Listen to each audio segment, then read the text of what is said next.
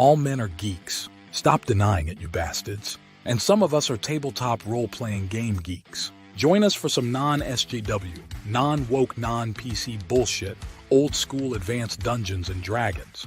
At least once per month, sometimes twice, we get together with Dungeon Master Rollo Tomasi and Drew Baye for some dice slinging in the world of Dungeons and Dragons. If you're tired of the woke assholes that abound in tabletop gaming, these sniveling, overly sensitive, easily offended dipshits, then be sure to tune into Masculine Geek Advanced Dungeons and Dragons. We're not politically correct. We're raw, unfiltered, and uncensored Dungeons and Dragons gamers. Get on board, pussies. We're making history.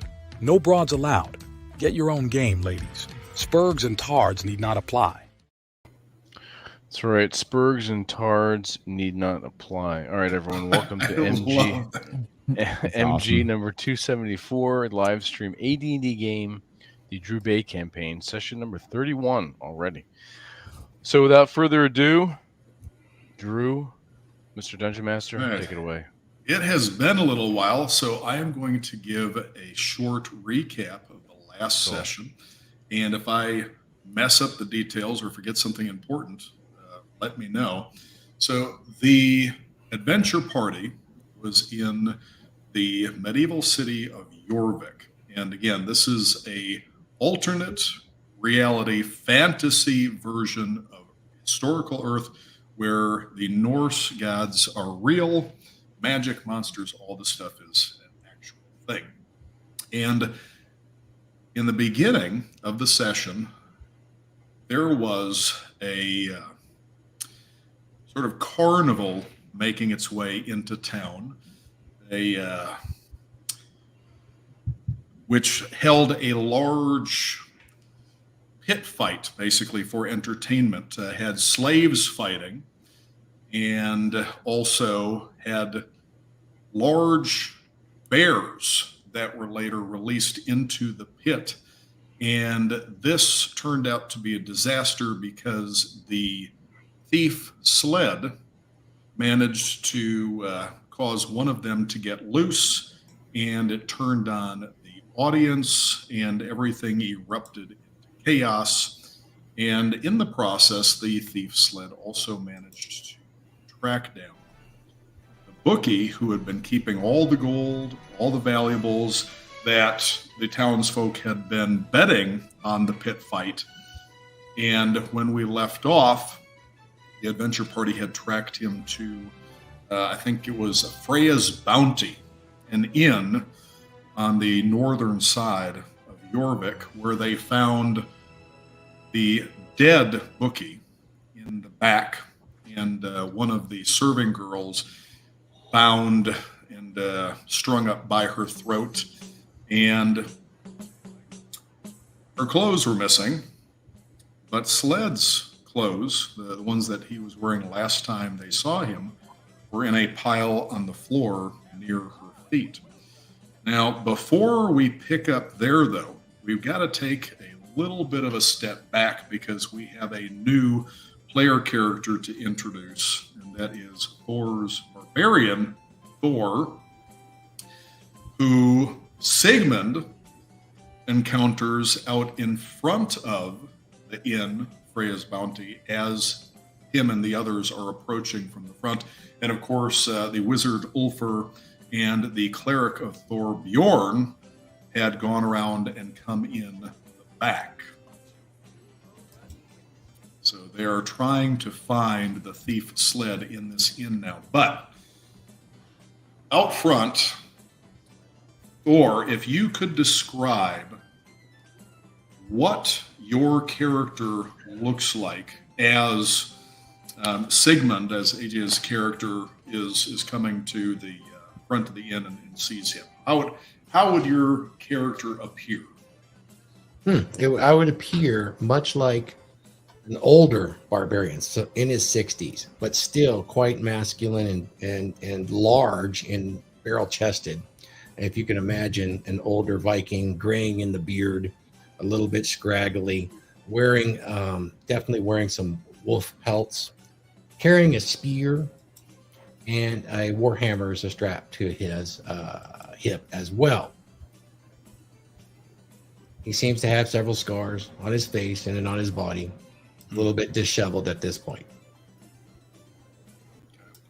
And AJ, I think you had an idea as far as how this scenario could play out for him to get involved in the party. So if you could just share that. You want me to run with the idea I kind of pitched to you? Absolutely. I think it's a great idea. All right. So the idea I had pitched for Thor is in the city because there's a moot going on. And that's one reason why Sigismund was in the area, except the little carnival crew that you had come around kidnaps me because they're like, oh, barbarians are in town for fighting. This is perfect for fighting. Let's get them. So they capture me. I get free. I got some of that winning, and I'm looking for more of that winnings from getting my freedom. And I see Thor there. I'm like, huh, another barbarian. He's got to be here for the moot. He looks a little down on his luck. So I take some of that gold that I have, and I hand it over to Thor. I appreciate that. That's going to help me in finding our new leader. This is a blessing that you have bestowed upon me. And because the gold was blessed due to me being blessed from Bjorn, it rejuvenates Thor a little bit, is how I was going to run with it. Before the fight began, in the pit earlier, and where the hell is Robert there? I see him. Bjorn, his cleric, he's there. Blessed. Just not new video on. There he is. Okay, so blessed. The Sigmund's character before this fight, and this would have affected anything that was on his person at the time. And so as Thor receives this gold from Sigmund, he can sort of feel some of the achiness in his joints, some of the soreness and some old wounds gradually just melting away. He feels like he's about 20 or 30 years younger suddenly, and a little bit more powerful. That gold's TRT. Exactly. It's the stuff is drenched with test. Anyways, nice, magical. It is. Meanwhile, inside, in the back of the inn, where Bjorn and Ulfr had gone in, they had found the body of the bookie, who had a sack containing all of the gold and other coins, jewelry, everything that people had been betting on this pit fight. The bookie took off in the chaos, just fled with the sack, and Sled followed him. He is face down, throat cut from ear to ear, almost all the way back to his spine. His head is barely attached, and the blood is just everywhere. And there was one of the serving girls strung up by the neck, bound at her hands and feet, completely nude, to one of the shelves. In this back room, it's sort of a storage area. There's barrels, presumably full of mead, ale. There's baskets and sacks with cheese and dried meats and fish and fruits and just everything that you would have in the back for feeding patrons of the tavern. Although now there's blood spattered all over almost everything. The sack full of valuables that the bookie was carrying is not on him. And again, as I mentioned earlier, Sled's clothes that he was wearing are on the floor. So Bjorn and Ulfr had previously deduced that Sled might be wearing the serving girl's clothes in an attempt to disguise himself and slip away. But what else is new? Nobody came out the back. Ulfr has a, what is it? Is that drake, a wyvern? What was that? The familiar again. Oh, it's a pseudo dragon. Pseudo dragon. Yeah, drake or wyvern. That would be. His name is Carl. So his pseudo dragon can fly, and he can see through the pseudo dragon's eyes.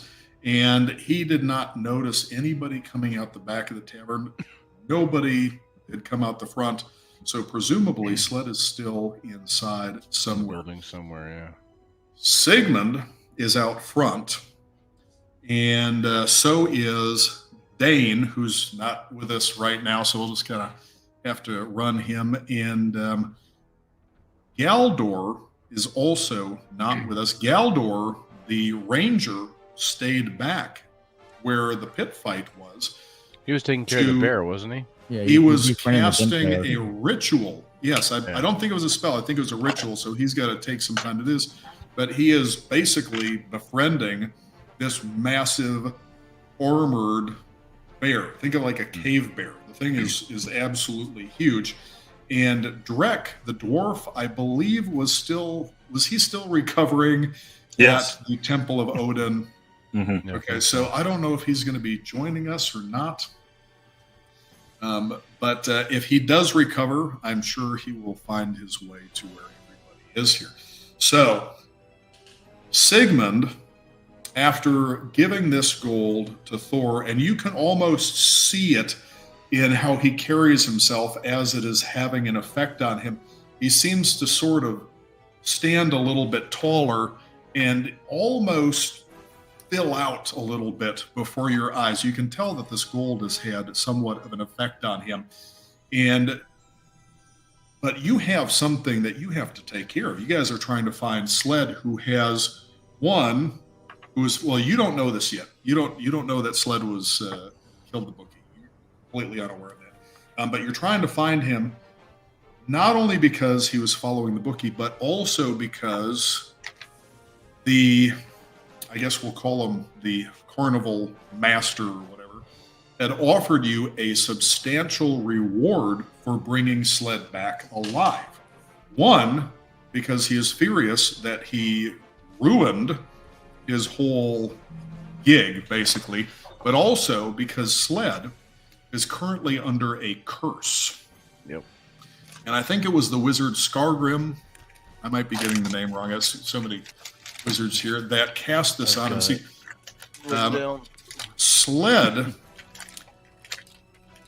had attempted to break into this wizard's tower on multiple occasions previously. And so he was already on a bad footing with him. And he would not shut up when he was with your party in the wizard's tower. And the wizard cast a curse on Sled that caused his anus and mouth to switch places. So now he has an asshole in his face, and he talks out of where his ass would be. So He could legally talk shit now. and Literally. he does. So this makes him somewhat conspicuous. So if he is out in the tavern, he is probably wearing some sort of face covering. Actually, speaking of which, some kind of veil. Ulfr and Bjorn, I want you to roll a d20. Let's see. 16. 11. Okay. Both of you notice something about the bookie. Initially, because of all the blood on the floor from the throat being slit, I mean, nearly back to the spine, you didn't notice it because there's blood everywhere. But Bjorn, you pull the bookie's head back by the hair to get a closer look, and the back part, and only the back part of his scalp, slides right off of his skull. Okay. It has been cut almost in a circle around the face, and his Wearing a face face. We has got leather been piece. pulled right off of his skull. So now we've got a bloody face with an asshole running around. Mm-hmm. Fantastic. All right. I have a quick question. Anywhere? I'm sorry. No, just a quick question regarding the blood everywhere. Was Assface self-aware enough to not step in the blood and leave tracks, or is he leaving tracks? Well, he is a master thief, but anybody can make mistakes. So I'm going to do a percentage check on him here. I'm also going to assume that he's lost a bit of his touch due to the fact that he's discombobulated. So you do not notice any footprints in the blood. Okay. There is some dust disturbed, though. Which direction is it headed? It is headed through the door. Upstairs? Okay. Yeah, there is just a few, because you are down a little bit lower. It does go up into A little bit of a cellar-like thing, yeah. Sort of, yeah. I'm going to consult with Bjorn. Damn. I'm going to consult with Bjorn on this. What's your suggestion as far as following and checking the clientele? I mean, obviously we have to look for someone who has... There's no way he cleaned up this face this quickly, so it's going to be a little bit sloppy. We have to look out and maybe even go with smells. I'm going to have Carl sniff the dead body, and I'm going to, as much as I can, impress upon Carl. He's still going to stay with me for the moment until I send him forth, but take note of this smell. And also, while you're taking note of the smell of this faceless gent here, it's mixed with blood, but I want you to have firmly in your mind the smell of shit mixed with blood, because that's how we're going to find our quarry. So that's keeping Carl. Carl's going to have an olfactory attack, as it were. That's his. It's going to be his technique over the next couple turns, keeping an eye out smell-wise. Question.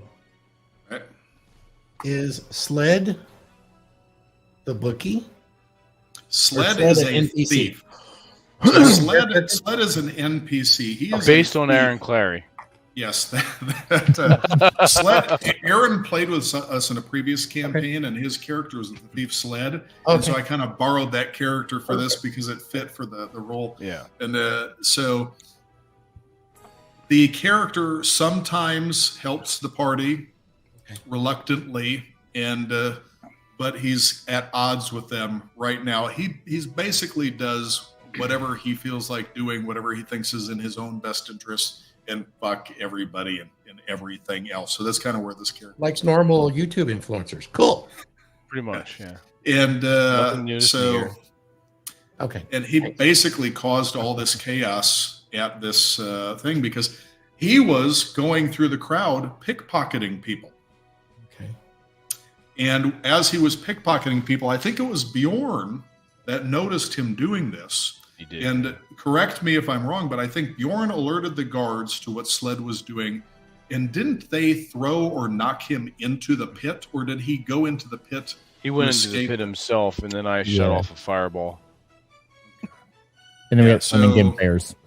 And from there, it was just complete chaos. But this is all because he was trying to steal from the towns for the city folk as they were watching this big pit fight going on. And, so, we know he killed this guy. And pulled his face off. It is almost certain that it was him that did it, based on you guys following him to this location.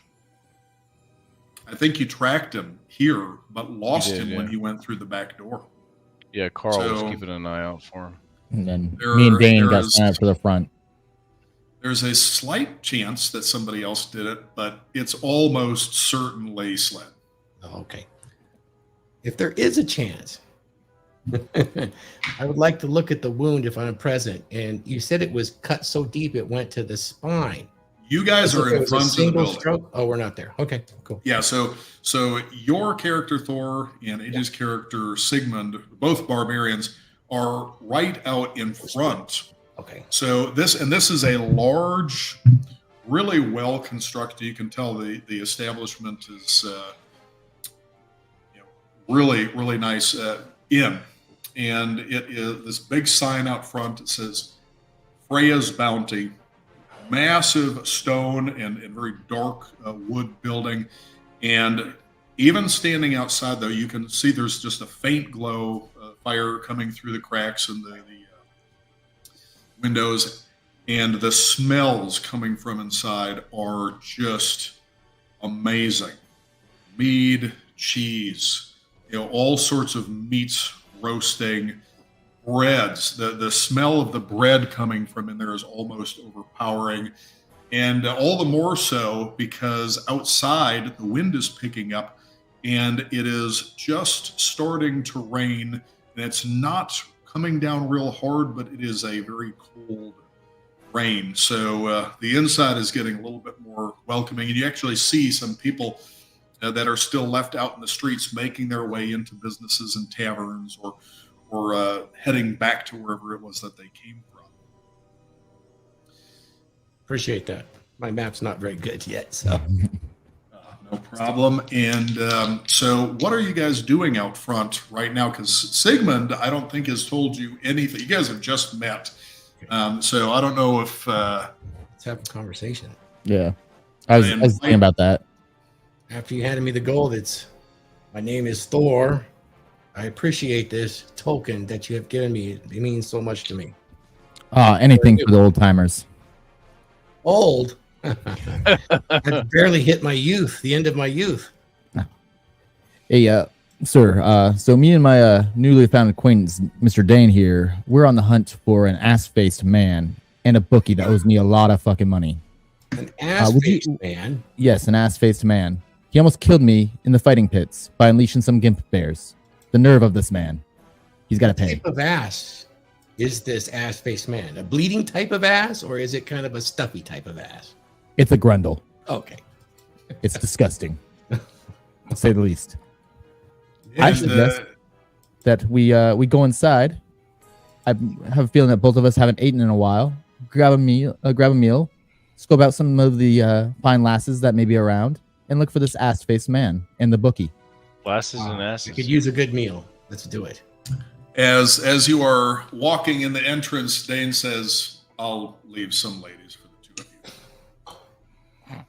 He is, of course, a paladin of Baldur, so... Baldur, yeah, perfect.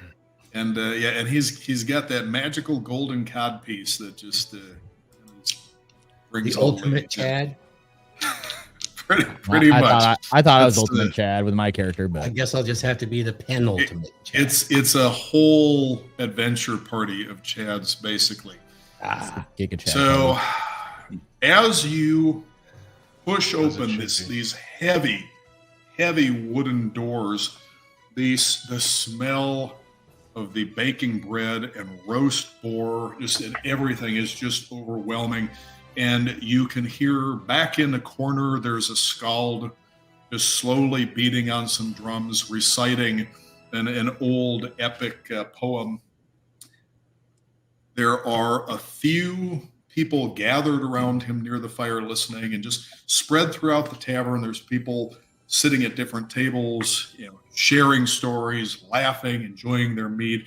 And you see these serving girls going around, bringing out, just big platters loaded with slices of roast meats, breads, cheeses, fruits. It's just, I'm 10 weeks into a contest diet, and I'm just going to keep talking about food for the rest of the night if I don't stop it. No worries, man. But it is, your mouth is just drooling, just smelling this. It's absolutely delicious. But let's roll some dice and see what's going on. Drew, have I seen Ben? You are not seeing the ghost of Bent right now. Okay. When was the last time I saw him? The last time you saw him was at the pit fight where he was pointing, Right. I believe, as Sled was opening or trying to get open the gate where the other cave bear was. Okay. I remember asking him to follow Sled.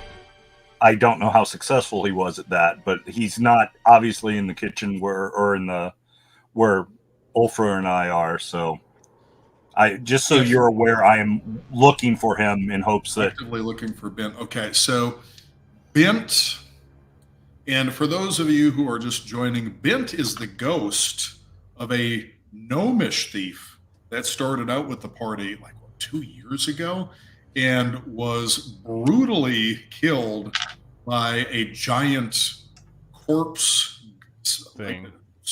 a giant corpse golem in the shape of this multi-legged, multi-headed, multi-armed, What? almost spider thing. Imagine something from the movie The Thing, Yeah. but made out of dozens Stranger of corpses, human corpses, ogre corpses, troll corpses, all just kind of rolled together in one big, well, giant corpse golem. Anyways, he was killed by it, absorbed into it. Before, who cut him out of it? Was it Bjorn that cut him out of it? No, remember if somebody someone cut him. else did, but it was I assisted in it or asked. I that kept it be setting done. fire to it. It So might, yeah. So, anyways, he was brutally murdered by this monstrosity, and his ghost has kind of followed the party along ever since. And some of that might have to do with the time that he spent in contact with the gem, the Eye of Odin. Possibly. Anyways, you don't see Bent's ghost currently. Okay. poor Bent. He's around somewhere. Yeah. As Dane and I'm going to roll for Dane. I'm going to have each of you make a roll on a d20 and tell me what you get.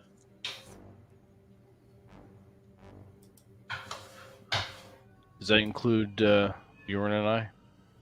No, because you guys are in the back. But if you guys want to start making your, I don't. Well, I'm not going to tell you. Well, what to yeah. do. When Tell me we're what you done, want to when do. we're done with the guys up front, 16. we'll get back to the kitchen. What did you get? 16. Okay, I need to. I got a 14. Okay.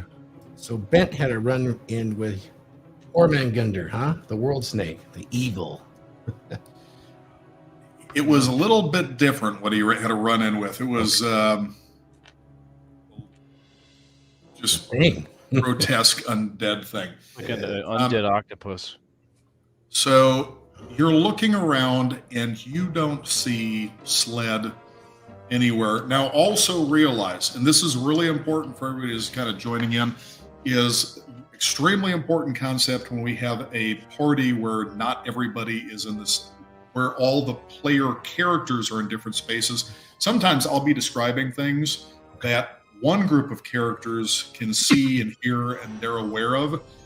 That is their character knowledge. Now, all of you as players know about this because you're all hearing everything that I'm saying. But although you know this, your character may not share the same knowledge because they're not in the same place as the other characters. So it's player knowledge versus character knowledge. So Ulfr and Bjorn are aware that Sled may be wearing a woman's clothes as well as a face that was cut off of somebody.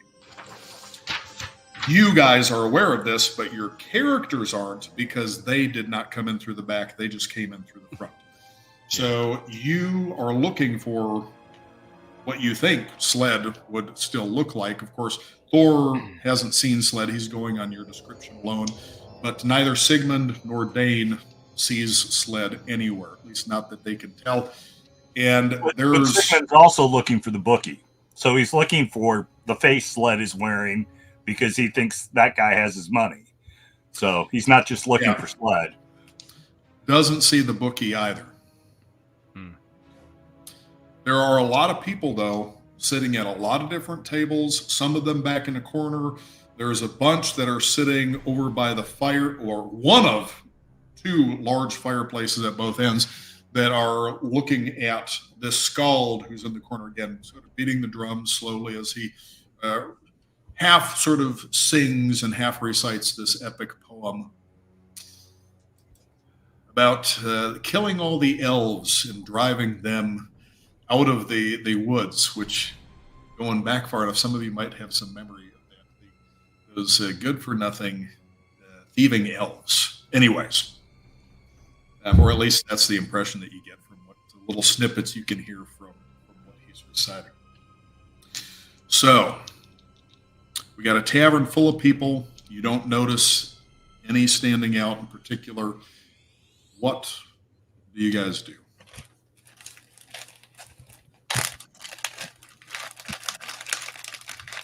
I eat. Time about me and Thor. Yep. I'd say I look over to Thor and Dane and be like, let's take a seat that gives us opening view of the floor and at least gives us quick access to the door. As one of the serving girls goes by, Dane reaches out, grabs her around her waist, flops her down on his lap, and starts saying, "Listen, honey, I want you to get a platter of roast boar, duck leg, rabbit for me and my companions here, 3 loaves of bread, and Fat bastards. Make it a keg of beer. and a keg of your best ale." Picks her up, slaps her on the ass, and sends her on her way. I'll order Yes, 16 and grams of protein, and then and I'll order sled. one cut thick shake. I'm just kidding. That's funny. And some fries. Yeah. Fries. In less time than you think it would take, her and 3 other, let's just roll the d6. Let's find out. 6. Okay, 6 other serving girls Woo! come back. 2 of them set themselves down on Dane's I'm lap missing all the fun. and you know? begin feeding him from the tray, while the other stands behind and begins to massage his neck. And the other girls start bringing the food around Motherfucker's to not the even rest here. of you. We got bottle service, bros. Right? Yes, and they are all lavishing attention on the 3 of you. And while this is going on, The inn's pretty crowded too, right, Drew? the inn is pretty crowded. There's a couple people turn and they notice, and then they go back to their drinking, and they're laughing and they're storytelling. But this is par for the course for Dane. So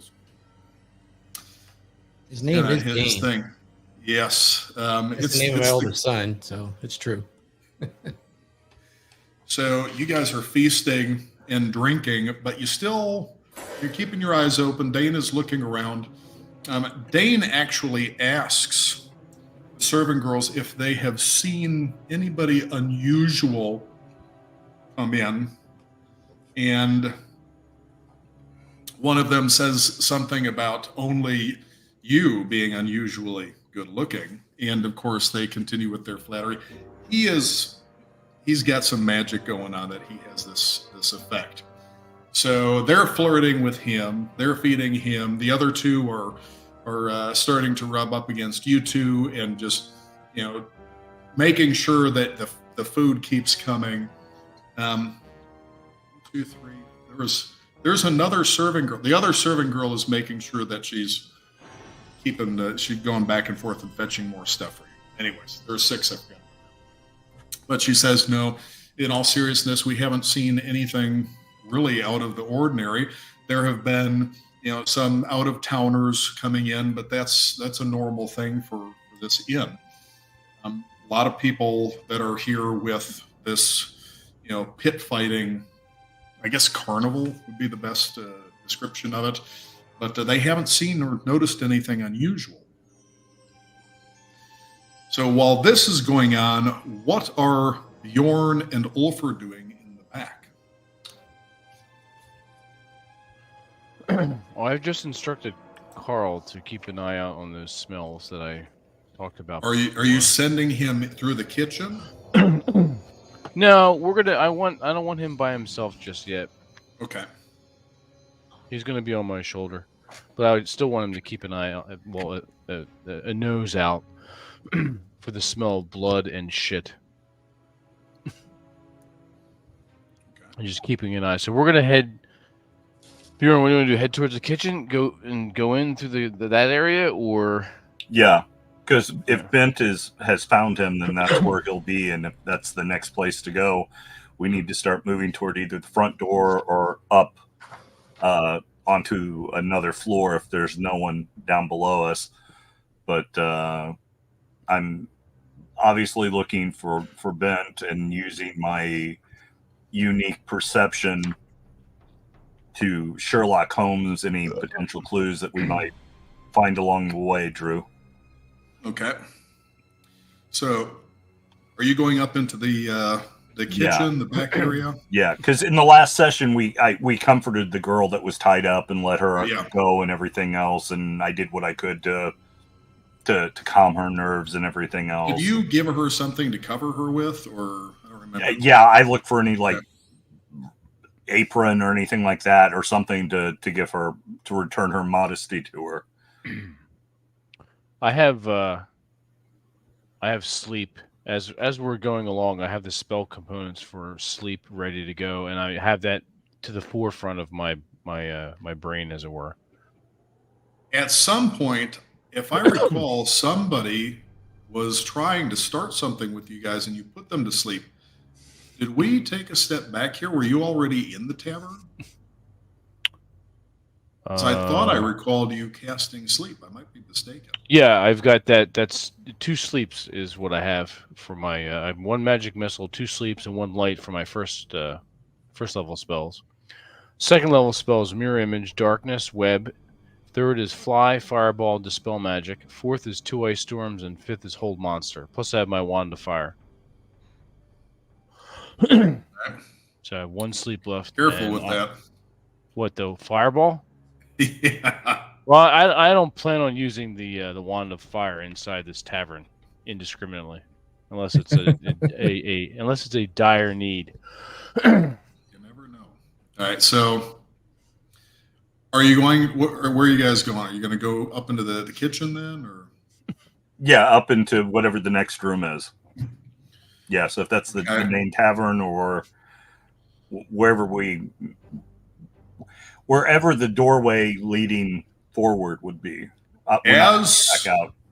As you go up these stone steps, kind of upside way through this door, there's a hall that goes down to stairways that looks like it goes up, and then there's a couple doors that go into what you presume is the kitchen area, and you can hear the sounds of people in there cooking and laughing and whatnot. And as you enter through into the kitchen, this just big, beefy old battle axe of a woman turns and sees the 2 of you with this girl in the condition she's in, and she is slicing, pieces off of this boar that's on a spit, and she takes this knife, and she looks like she's going to try to gut you, and she starts approaching you and screaming at you to unhand her now.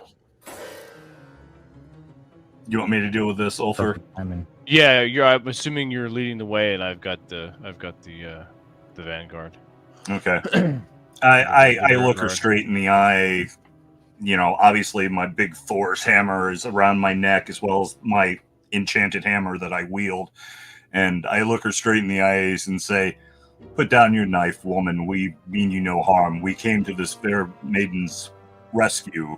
She'd been attacked by a hideous villain." You've got a dead bookie in your basement. She's still somewhat hysterical and sobbing, but she, through her sobs, confirms what you just said. And the woman comes up and takes her. And who did this? Who did this? I demand to know. She is fucking livid right now. Everybody else in the kitchen just stops what they're doing, and they're just standing looking like, what the fuck is going on? Yeah, go ahead. We explained to her that we are chasing a notorious rogue who is so vile that he's been cursed in Odin's sight, that his face is like the... Mention the Jarl's name, that we're under the protection and the auspices of the Jarl. Yeah, I'll mention we are the stout adventurers who had took care of the werewolf problem and earlier in the week or the month, considering how long we've been in Jorvik. And we have badges. Yeah, we need them.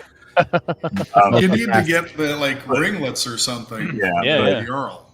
But we've served well the Jarl of Jorvik, and we basically are chasing this criminal who not only assaulted this woman and took her clothing, So be mindful of anyone who's dressed as she was earlier this morning. Tell her about the face. Yeah, and I explained the face and how he's been cursed for his vile ways, and also that he cut the face off of another man. So yeah, he's in your basement. There's a pertinent detail. She hasn't noticed. In your basement. She hasn't noticed anything. She says, "I'll send somebody down to take care of that." You find him, you bring him to me. I will have his balls.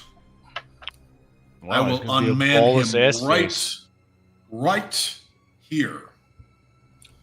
And so she goes back to comforting the girl, and she also instructs some of the other girls to go out and tell all of the rest of the serving girls to, come back in here, that they need to, know what's keep an eye out for on. anyone new.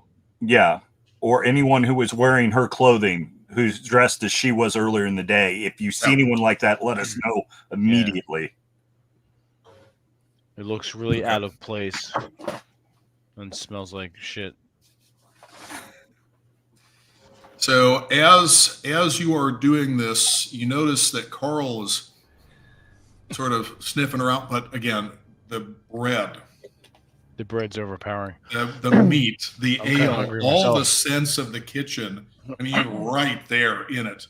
It I is love the potatoes. spices and everything. It is just, I mean, you're getting hungry. You can feel your stomach almost sort of rumbling just from all of. I'm going to ask the the very matronly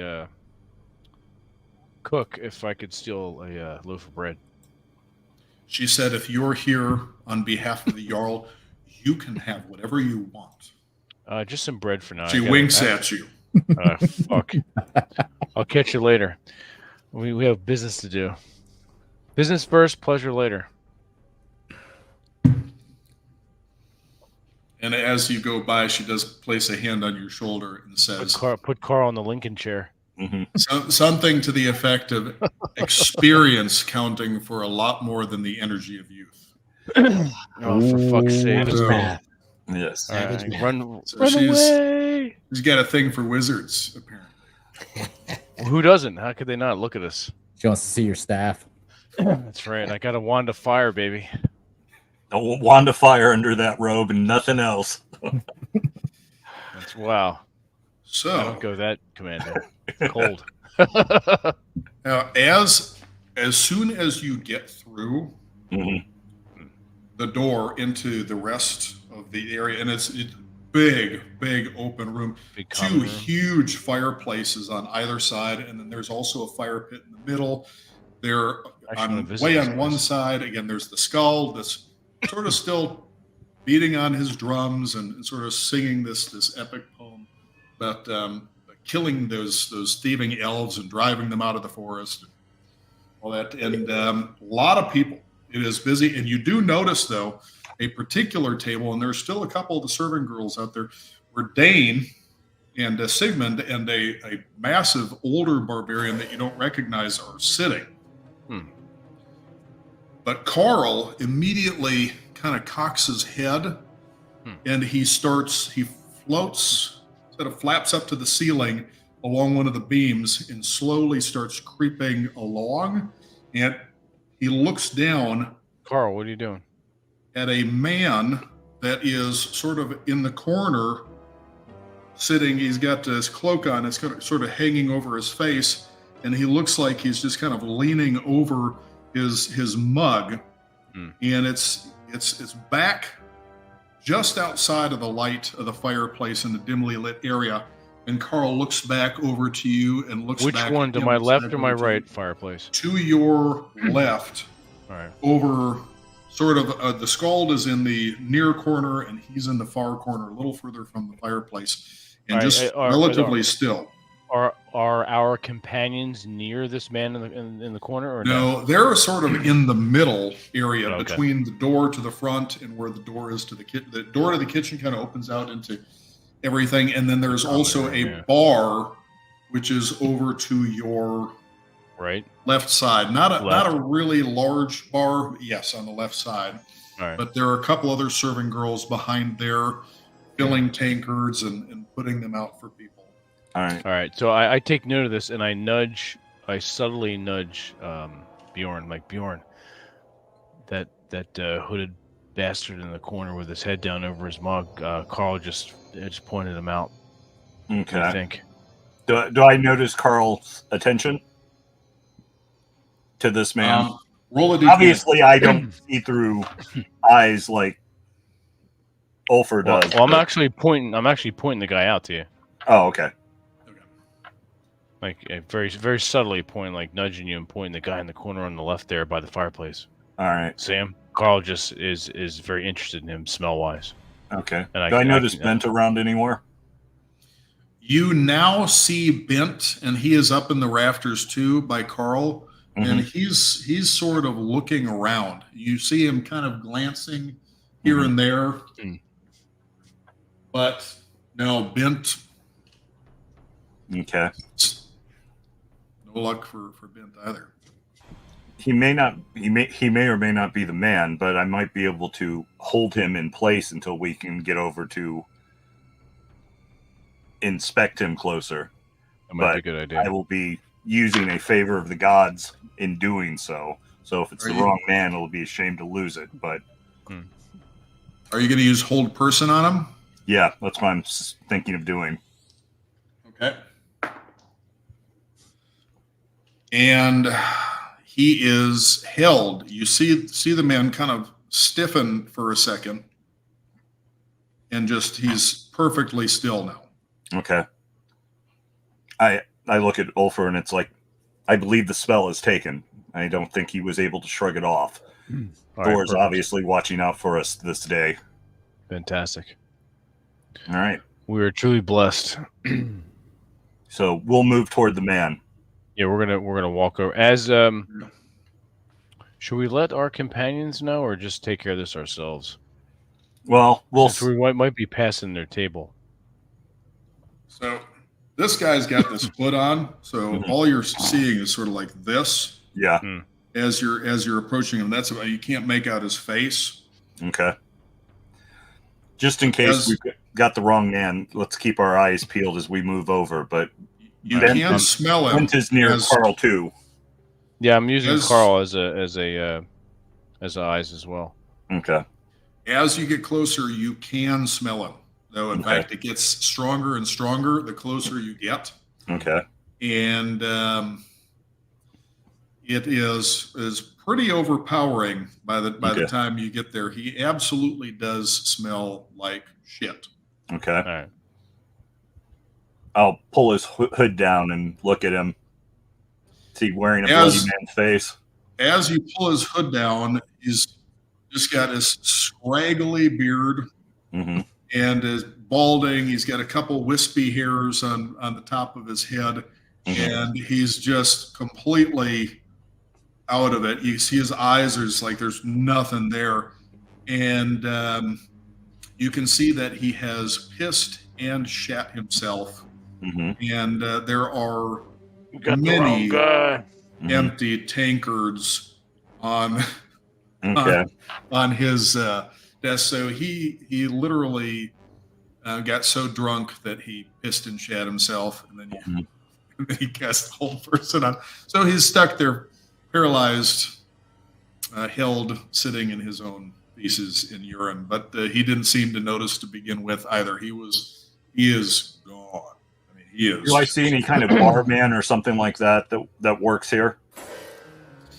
You see a couple guys that are sort of just wandering around, that they are not trying to be conspicuous, but you can see that they are carrying large cudgels clubs. Or something. Okay. Yes. With wave metal one ends over. on them, leather wrapped handles. Okay.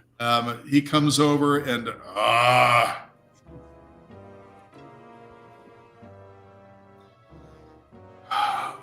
every week, old Ragnar comes in here, drinks until he shits himself. We just need to get him a bucket to sit in when he comes in. This This is actually the second time this month. Okay. We try to catch him and send him on his way before it gets this bad, but we don't always. I am very sorry that. But do you need us to clear this table for you? I tell them yes. Obviously, throw this poor wretch out into the streets, but more importantly, you've had a murder in your establishment, and then I fill him in on the details of the bookie in the basement and the woman that was assaulted, and that the good woman that runs this place is aware of it, and fill him in on whom we're looking for and how he might be dressed, and that he might be dressed in the clothing of the one girl, and that he may have a screwed up looking face that doesn't look quite right, and that the man would probably smell of blood and feces. Well, smelling of blood and feces doesn't narrow it down too much. That's at least a dozen or so people on a late a weekend night. Are we in Seattle?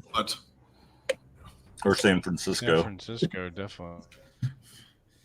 But, he says, but we'll keep our eye. And he says, I'll be right back. He goes and he talks to a couple of the other guys and goes back into the kitchen. Then you see these two just big burly guys come up, grab this guy under the arms, and they're just kind of just covering their nose, and they're dragging him out, and the shit is just leaking down his pant leg, leaving a trail behind, and they just drag him out the front door and toss him like trash out into the street, where it is starting to rain a little bit harder now. The wind is picking up. You can feel that cold breeze coming through as they open the door and throw him out. Okay.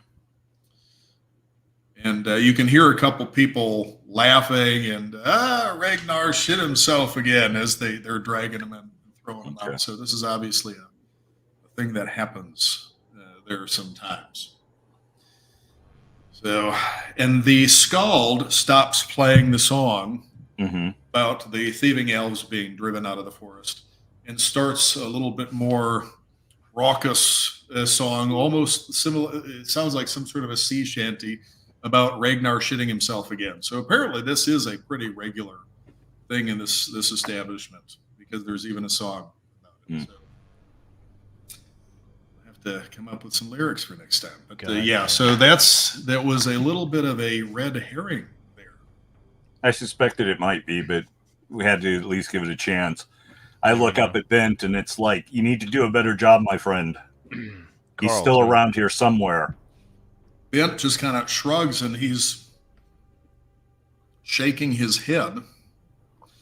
And it is then that you also notice a couple people that are making a beeline.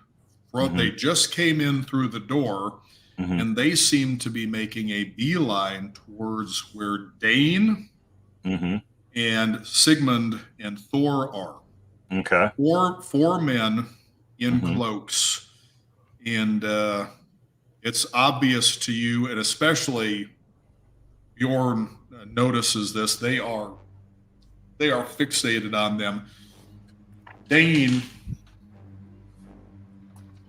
is completely distracted by the two girls on his lap and the other one that's massaging him, and now he's making out with a fourth. So he's oblivious to this. AJ and Thor each roll a d20. Natural 20, baby. Nice. You just blew your load. Yeah.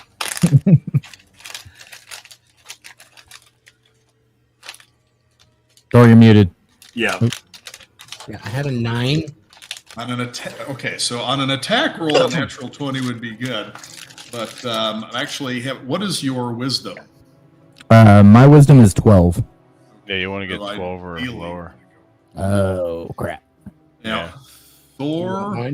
Thor's No, smart. I've got it right here. Okay.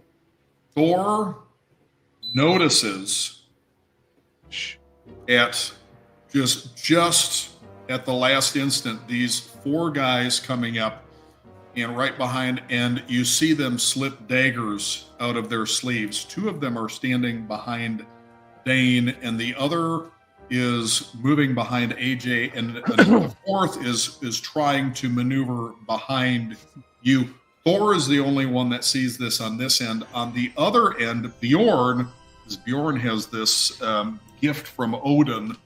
Bjorn notices it. Let's see, Bent drops down, and he's wildly motioning to Bjorn. Okay. And fucking fuck. So I'm going to have Thor roll a d6. 6-sided dice. Here we go. A 6. All right, so you have the initiative. So actually, I need to see if Dane and the others are surprised too. Shit. Thor is the only one that catches this coming that is there. So, Thor, I'm going to have you. What do you want to do? This guy's about to stab you. The others are about to stab. They're about to stab.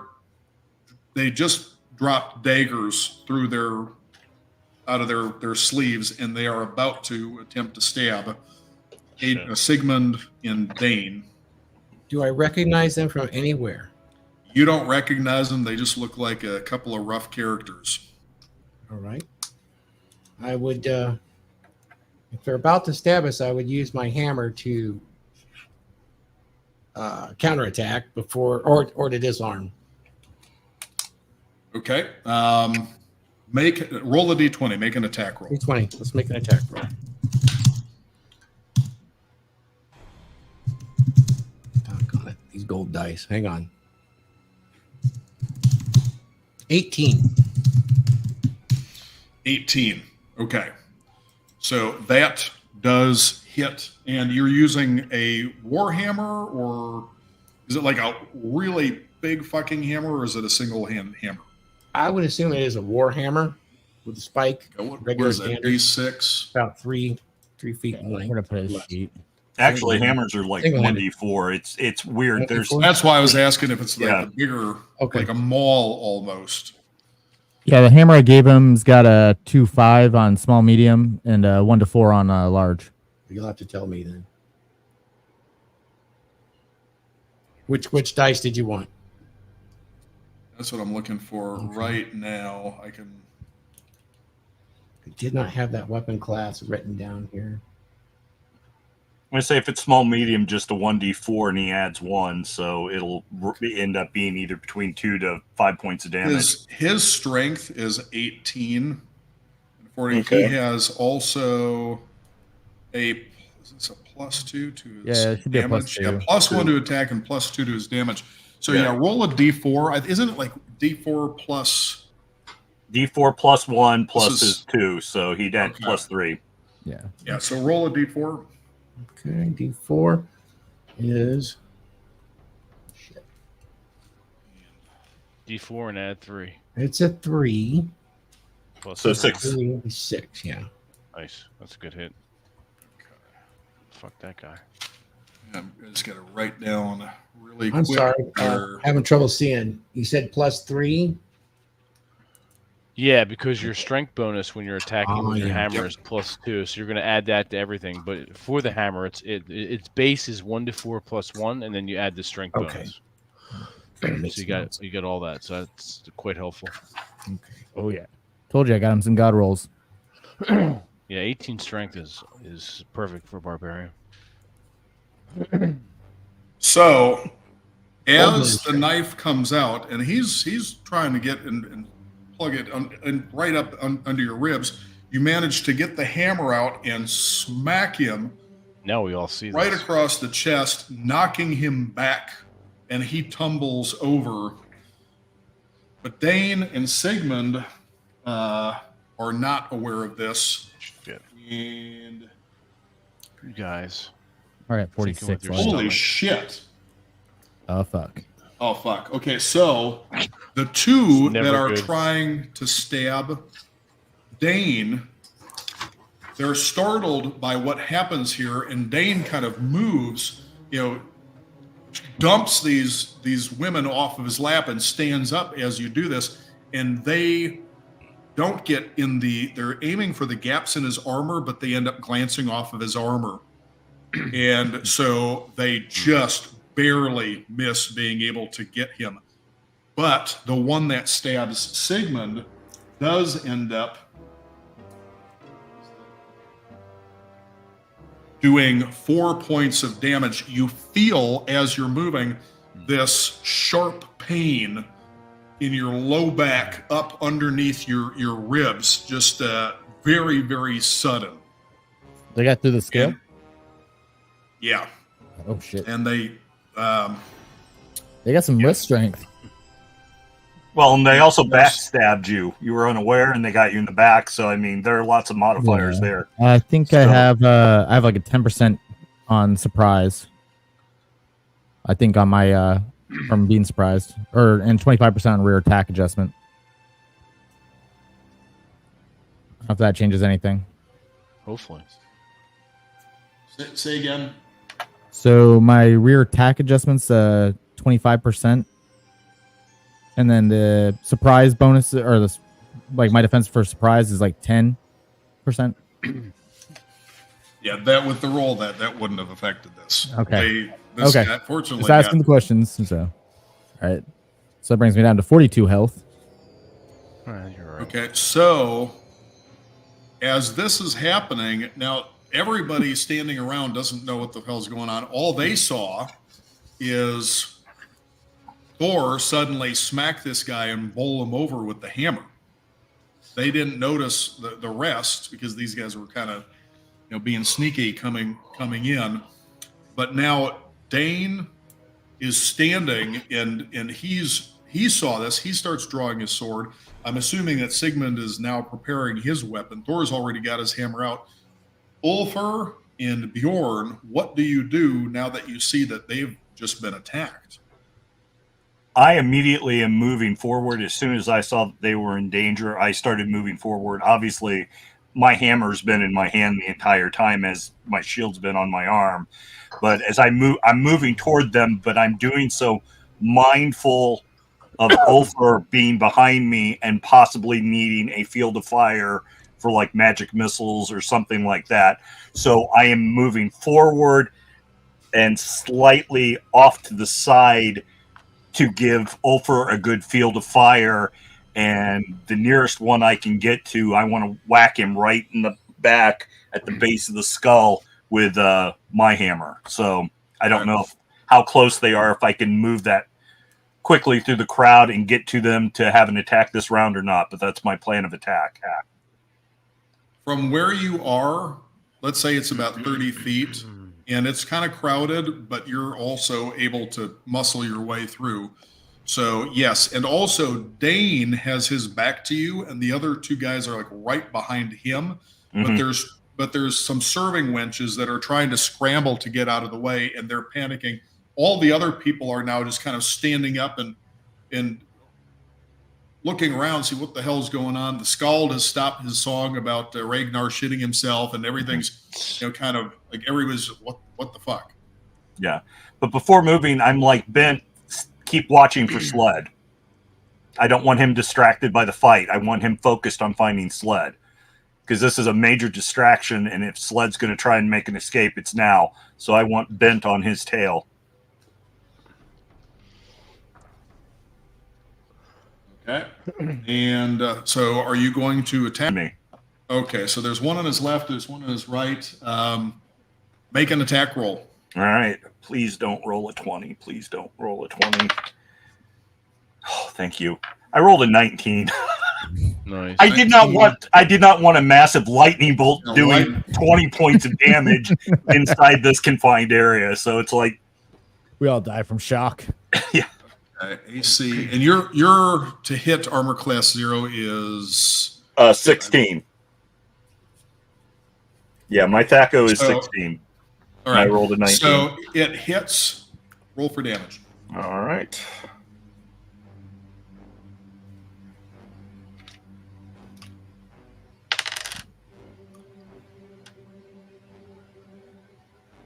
All right, 6 points of damage.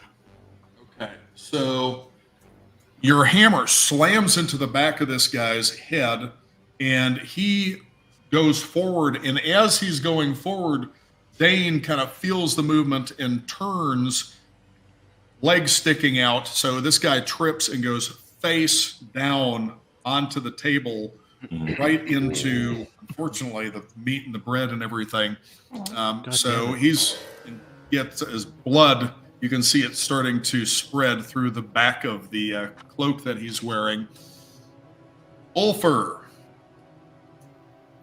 Yes. what do you do? That last magic missile spell, I'm firing off at the one of these assholes that hasn't been hit. That's at full health. The nearest one to you that's clear is the one that is on Dane's. So Dane's Left I'm trying side? to think. So if you're right-handed, you would have hit the one on his right side. So the left-hand one would be free. Yep. All right. So, because I am 9th level, I hit him with 5 magic missiles automatically, and it's 1d4 plus 1. No saving throw. Okay. So first one does 1d4 5. plus 1. Yeah, first one does 5. Second one does 2. Third one does 3. 5 and 2. 10. 12. 15 points. Holy shit. All You right. nuked him. These Melted. glowing So- red darts go flying out of my fingers. Die. And so the serving girls, they're just scrambling around the ground, trying to get away from whatever is happening here. And one after the other, these magical darts slam into this guy's back, and you can see his body jerking, pushing further forward with each hit until he also stumbles into the table. Now, we're going to go Sigmund, then, oh, wait a second. Yeah, Sigmund, then Thor, and then Dane, and then we'll go back to them. So, Sigmund, this fucker just stabbed you in the back. What are you going to do? I am getting pissed off because I just got stabbed in the back and there's now blood and presumably shit all over the food. So I start standing up and I reach for my hand axe and I'm going to backhand whoever's behind me as I grab my hand axe. Roll a d20. You're going to backhand him as you reach for it, or you're Yeah, going like to grab it and use it? as I'm unsheathing it or undoing it from the belt, I'm going to swing back and kind of like backhand him as I'm reaching to get the axe out. What's your strength? 17. Okay, so that's, I think, a +1 to hit. Plus and then one. what is damage? Plus one both? Yeah. Yes, Okay. +1 both. So I think if you're hitting just with the fist, roll a d4. Okay. We'll just So do that. D20 then Yeah. D4, or do you want me to? D20 first, just for the attack roll.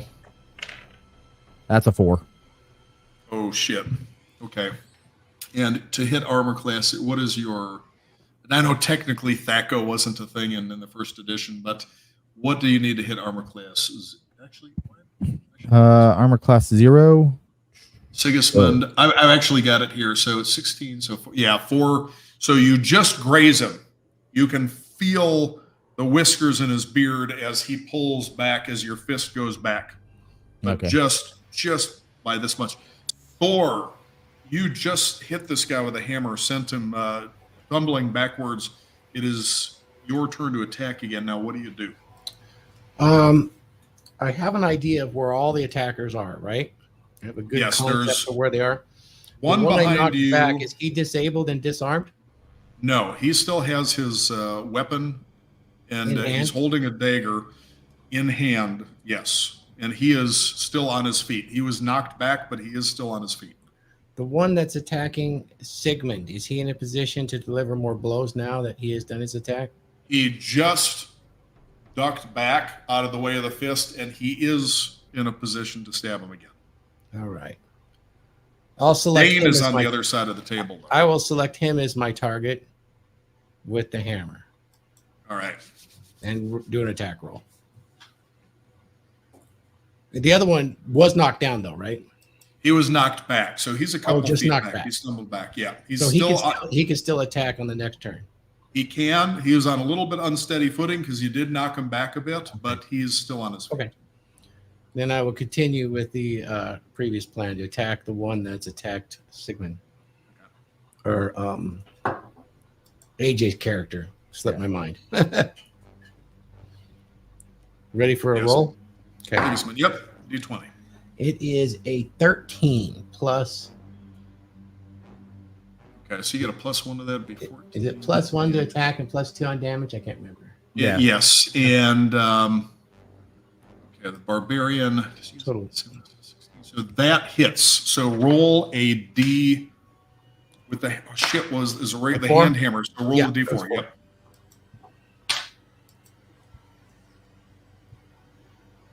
It's a 4. So you manage to slam him like right in the ear as he is getting ready to stab Sigmund again, and you can see him stumble to the side, reeling, and his other hand goes up to cover his ear, and he does seem to have his bell rung. Now the ones behind Dane, the first one that was on the table turns back and swings and slashes with this dagger and just again barely misses Dane. And fuck, the second one that was knocked across the table does manage to swing back up with the dagger and stick Dane with it, doing not a whole lot of damage here, but The you one I guys knocked on the floor? The one that tripped over Dane's feet and fell on the floor? No, that one tried to swing wildly. He missed Dane. The other one that was Okay. knocked into the table Oh, okay. and swung back, he did manage to hit Dane. And Dane's hit points. Dane's got a shit ton of hit points. So, but you guys see, Dane flinch for a second there. Okay, so the other two, the one that is stumbled back away from Thor now lunges in with his dagger and just completely misses. And oh fuck, what is your armor? Okay, so Sigmund's armor class is 5. Check this.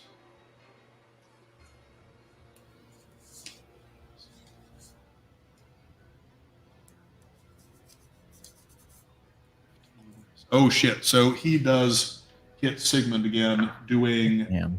fuck. So 7 points of damage on this one. Down to 36. So I'm gonna have Dane go here. Dane. Shit. Okay. And what is Dane's? Does Dane have a long sword or is it just a regular short sword? No, it's a longsword. It's like a magical. Well, that's a fucking D8 then. Yeah. He's got that non-corporeal sword that I gave him. Oh Yeah. shit! He has the ghost, the Yeah, blood The one. I gave him Yeah. a ghost sword Okay. that was given to me as a gift from the magic user. hmm Temporarily. While we handle... Wraith's Bane. Holy fuck! That's a +3 magical longsword. Okay. Yeah, Got a So- purple sword, huh? pretty, Jeez. almost, yeah. He better kill these fuckers. Okay. Right? Slice him up. So Well, especially if they dent his cod piece. He's Can't very do good well, they about scratched that. him.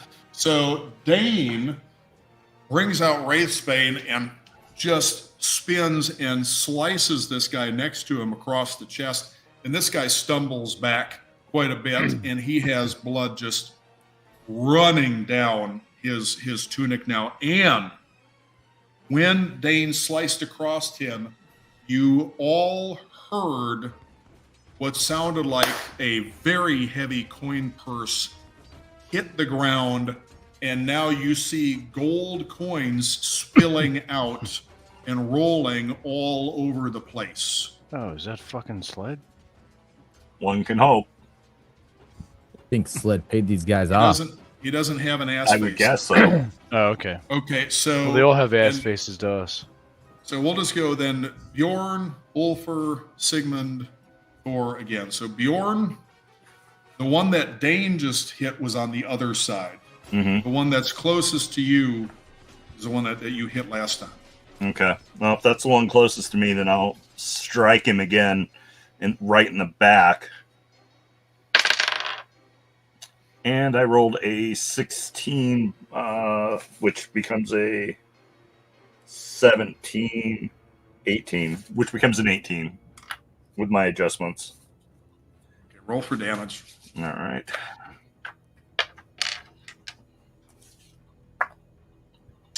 Let's see. Oh, another 4. So 6 points of damage. All right. And as you hit him in the back, Mm-hmm. you can feel a crunch and a pop. And you know, because you've done this before, that popping, Mm-hmm. that is ribs just separating completely from the spine. So you knocked a couple of his ribs in, cracked a few of them, and others popped out, and he stumbles back forward onto the table. Ulfr, the one that you just hit with the magic missiles, Dane just sliced open across the front. He is drenching blood, but you also notice there's gold coins. It's almost like gold coins came out when Dane sliced him. You slice open a fucking slot machine. So, The hedgehog. all right, is there anyone still standing? There's 3 of them that are still. One of them is now bent over the table, and Yeah, he he doesn't is. appear to be dead yet, but he is in bad shape. There's one All right, that's I'm gonna- standing that's bleeding, and there's 2 on the other side of the one. table. All right, this is gonna be good. The one that's bent over the table. I'm gonna hit him in the ass with the burning hand spell from the wand of fire. So right up the old arse, right in the arse. Are you giving him a flaming asshole? I'm gonna give him a flaming asshole. Yes. So when the magic user casts a spell, jets of searing flame shoot from his or her fingertips. In this case, it would be the wand, my wand.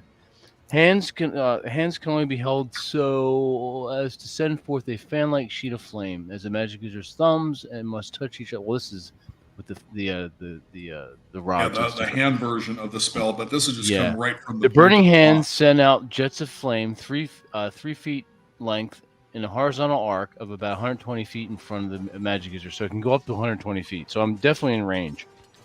So any creature in the area of flames takes 1 hit point of damage for each level of experience of the spellcaster, and no saving throw is possible.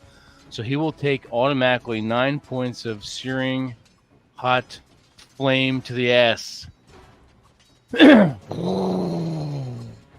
Fuck that guy. Okay, so narrowly missing Dane and It'll be Bjorn. a hot time This- in the old town tonight. This sheet of flame leaps out of the end of your wand That's and right, it just does. washes over this guy's ass and back as he's bent over the table, trying desperately to inhale after his lungs have basically been crushed by Fuck this guy. Bjorn's hammer. And on the other side of the table, Thor just manages to dodge it. And you know what? Yeah, It just do the fucking flames. The flames keep going, and they also hit the other one because this is 20 feet. It just keeps going, right? Yeah, 100. I can go up to 100. I can make it go up to 120 feet if I. All wish. right. So you just also Thor manages to get out of the way because he sees what's coming too, and it washes over the second guy, which Just another is 9 points. And the first guy just lets out this scream like you have never heard before. Just Oh, I've this set fuckers on fire before. I know. horrendous scream. This is he's really screaming, and the rest of the patrons are jumping back, and everybody's like backing away towards That's right. towards the walls. Fuck the magic user. 2 of the bouncers or security people with the truncheons are sort of standing there, and they're looking around. They're not sure what the hell to do. Okay, Sigismund, you just saw these two guys get roasted. The guy that's just stabbed you and just tried to stab you again is slowly backing towards Finish the him door off. now. What do you do? Okay. I'm gonna go attack. Can I do like a leap? Because I'm looking at the leap thing. I want to leap and Yeah. attack. Come down with the Absolutely. axe on him. So Totally do it. Absolutely. yeah, I'm gonna leap and attack him. So, and then I'm just reading up. Yeah, it's just I can jump up to 10 feet forward. He's in front of me, right? Oh, nice. All right, I'm gonna jump in the air, Yeah. and I'm gonna go with the axe. So I'll roll the d20, and then I'll roll the d6. I got a 3. God damn it! Shit. Okay, so as you leap You in trip. the air and you're coming down with the axe, well, no, he doesn't trip, but this guy manages to dodge and roll out of the way at the absolute last instant. So you bring the axe down, and it just slams into the floor, just splintering the wood. He's Bastard. just off to the side. You just missed him. So now Thor, the guy that you had just attacked before, hit in the ear with the hammer. Sigismund tried to leap at. He's out of the way, but there's the other guy that was attacking you before. He is now, his entire front of his body is on fire. He dropped his dagger, and he's just trying to beat at the flames, trying to douse himself. What do you do? How close is the guy that attacked Sigmason on the floor now? He's not on the floor. He rolled out of the way, Oh, he came rolled. back up to his feet. Yep. Okay. So he's back up to his feet, ready to attack again, correct? And he's within my range. Yes. We'll And you can see as he rolled, he dropped his dagger, and he is now drawing a short sword. All right, I'm going to try to attack him, and we'll do the roll. I have my hammer, so we'll give it a shot. It is a 14, 14. and it's +1, I guess. Okay, so yes, so that hits. So roll for damage. Okay, let me get the 4-piece. 1d4. plus It's a 3. I Another don't 6. remember the modifier on that one. Okay, a so it's 6 +2 sided. for your strength, and then I think there's a +1. Yeah, it's one. The hammer's 1d4, 1d4, 1, and a 1d +2 for your strength. So whenever you use your hammer, it's always a +3 modifier to the 4-sider. Oh, okay. Okay, so you slam into him with the hammer, Guaranteed. and you nail him right in the shoulder, and something Nice. seems to give, and he flinches and steps back a little bit further. Now, let's see here. The one that you just hit with the hammer, he turns and runs for the door. The one I just hit with the hammer, it's not possible to subdue? No, you hit him with the hammer. That was your action on that turn. Oh, He okay. is going to make a break for the door. The one that is on fire is now trying to get away too, and he's going and he's trying to pour liquids on himself to put it out. Fuck that guy. The one that had just been hit with the flames up the So awesome. ass We're in is the now ash. trying to crawl under the table. He's trying to get away. Someone just And then the smashed, last one that was bleeding across the chest, fuck. He also drops the dagger and swings at Dane with his short sword and does fuck. He does So fuck. he actually Drink, everybody does some drink. serious damage to Dane on this one. Slices him pretty good across the side. And let's see here. Okay, so Dane is now bleeding a bit. You guys can see he's in a little bit of rough shape. And as this other guy is trying to head towards the door, people are backing away from the door, getting out of his way. So now what does everybody? Actually, we'll go with Dane first. We'll go back in the order. So this guy that just fucking cut Dane. All right. So Dane is seriously pissed off about this. He's bleeding all over his shiny golden armor and codpiece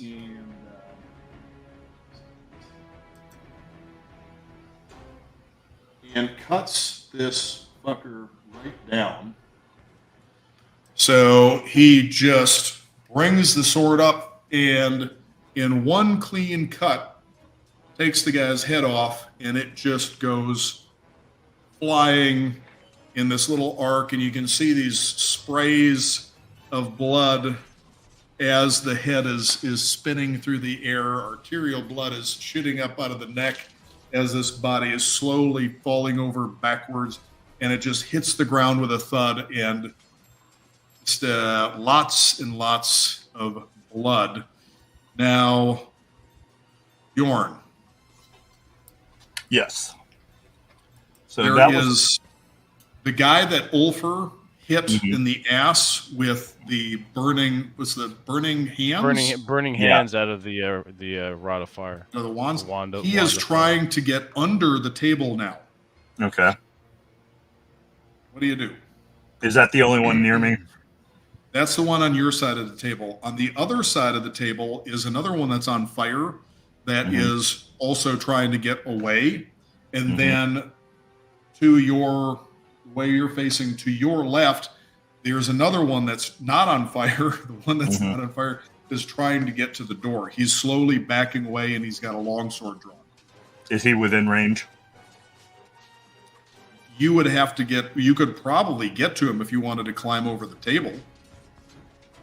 I think I'd just knock the table over. I'd probably just use my shield. I've got a 17 strength, or is the shield mounted? Or is the table stuck to the floor? The table is a big, heavy, sturdy table, but make a strength check and see if you can knock it over. Okay. My strength is 17, and I rolled a 15. So you take the shield and you just flip the table, exposing the one that's trying to crawl underneath it, but also clearing a path to the guy that's trying to get to the door. Okay. And I will kind of kick the one on the floor as I walk past him and smack the other guy, or attempt to smack the other guy with my hammer. I can attack. Oh, crap. I rolled a 20. What the F? Shit. You have been naughty in the eyes of Thor. Now you shall pay. Oh, wow. Okay. So anyway, I don't even think. Well, let's roll for damage anyways, just to see what happens here. All right. So 900 points or some shit. I do 4 points of regular damage.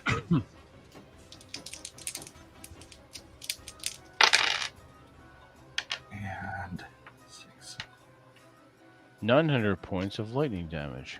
12 points of electrical damage. Okay, Is that the one that got hit with fire? No, this one I don't think was even damaged yet. Oh, okay. Now he is. So Bjorn knocks this table, just flips it with his shield, kicks the flaming attacker on the floor as he's stepping through. And you see, as he starts to raise his hammer, little arcs of lightning start to go over it, and everybody's hair kind of begins to stand on end. And there's this smell in the room for a second, like you get when a storm is on the way, that sort of ozone feel. And just as he hits this guy with the hammer, there is a deafening boom. The entire building shakes, and a lightning bolt comes right down through the roof of the building and the floor between the second and story and the one you're in, and just hits this guy, and his skull pops. Just boom. There is arcs of lightning going over the rest of this guy's body. It is charred and bleeding, and he hits the floor, and there are now gold coins rolling all over everywhere. Free for all for the customers. Mm-hmm. And yes, and now there is a smoldering hole that water is starting to pour down. Yes, there's more than one smoldering hole in here right now after the burning hand spell. But, so yeah, that just completely Those got this smoldering holes. 2 headless corpses now. Okay. So is there anyone left still kind of standing, or there's one that is on the ground that Okay. was trying to get under the table, but fucking Yeah. or Bjorn just flipped the table out of the way. Except now the table is between that guy and Sigmund and Thor on the other side of the table. Further away, past Sigismund and Thor, the other guy is now running for a window. Now, these windows are shuttered. They're not like glass-paned windows. They're just openings that have wooden shutters that close down over him. So he wasn't stunned by the thunder? He wasn't stunned by the thunderclap? Nobody was stunned. Everybody was really fucking surprised by it, but he wasn't stunned by it, and he was a little bit further away. So that guy is probably about 20-something feet from where you guys are now. He's trying to get the fuck out of there. The other guy's on the floor, still on fire, and now he can't scream because his lungs are fucked because Bjorn cracked and popped some of his ribs loose. But he's not dead yet. He's kind of whimpering as he's trying to crawl. So you've got 2 of them left. Okay. Standing over the one guy where I just attacked the guy on the floor, I'm basically standing over, and I point my hammer. Oh, wait, you just attacked. It's over now. Well, I know, but I was going to say something after the attack, Okay. because obviously there's like a moment there. So RPG-wise, I wanted to throw this in. After doing that, since there's that moment of shock and awe, I basically point my hammer at the other guy and say, their villainy has brought the attention of the gods upon them. In Thor's name, subdue that bastard. Commanding clerical to see if nothing else, maybe the crowd will get in his way and slow him down, or the guys with the cudgels will intervene or something like that. So Okay, so you want to what put does that out Ulfr- first? You want me to go? Okay, the people are just kind of standing around listening. They're looking at each other. The Scald starts improvising. He's now a little bit faster drumbeat, and he's singing a song of battle and of fire asses and thunderclaps. Oh Yeah. yes, fire asses and thunderclaps. Thunderclap in the fire asses. Singing a song about Thor. We're like really the leaving a mark giants. on this. We're really leaving a mark. This is upon why you this should world. not light your farts on fire and apart. This is definitely why you should. All right, so who's left? The guy on the floor. The table is blocking him from getting away from. So you and Dane and Bjorn are all on this side of the table. This guy is like blocked by the table. He's on the floor. His entire backside is, I mean, the clothes have already burned away. His ass is basically looks like a roast that has been left in the oven for like 5 hours. It's just That's right, it is. blackened. All right, so Blackened. I'm gonna add insult to injury here. So I'm gonna have Carl fly down and sting him on the ass, and then this will paralyze him, and then we're gonna go ahead and wouldn't it be better to sting the guy running away? Isn't it a 1 in 4 chance of paralyzation for that? well, it's a 1 in 4 chance he'll die. Oh, Yeah. that's right. Okay, so Oh no. What was your familiar? It's a pseudo dragon. Pseudo-dragon. Okay. It's a small little All dragon right. about the size of Keep a him cat. alive So- for interrogation. So he has a All plus right. 4 to hit. So Carl swoops down and plunges this stinger in this guy's charred and blackened butt cheek. And for a second, you see him just kind of start twitching and stiffening up and Take just it, bitch. spasming. and then he just collapses to the floor. But you can tell that he's still breathing. He's not. He's still alive. He's not dead, but he probably wants to be at this point. The other guy, now before Sigismund and Thor do anything, the other guy just drops his sword and says, "Assface paid us. Assface paid us." And he throws the gold to you. All right. As he does that, I like to the singing scald. Work that into the song. Work that into the song. And where is Assface now? I don't know. Where did he hire you from? Just outside. We were coming from the pit fight, trying to find the bookie who took our money, and he said that he would pay us gold if we killed the man in the golden armor with the codpiece and his two companions, and he paid us in gold. All right, hand over the gold. He already threw the bag to you. Keep all of it. Just let me live. What do you think, Bjorn? Just get this fucker out of here, or we keep him? I don't feel. Yeah. We already have want one. blood. I don't feel like babysitting too much. No, but we can always turn them over to the Jarl's men. Or how about this? Since he can keep his gold, he goes back to Assface and says the job is done. Yeah. Why don't we turn it around and see if we can find out where Sled is? Let's want to try something like that, you guys.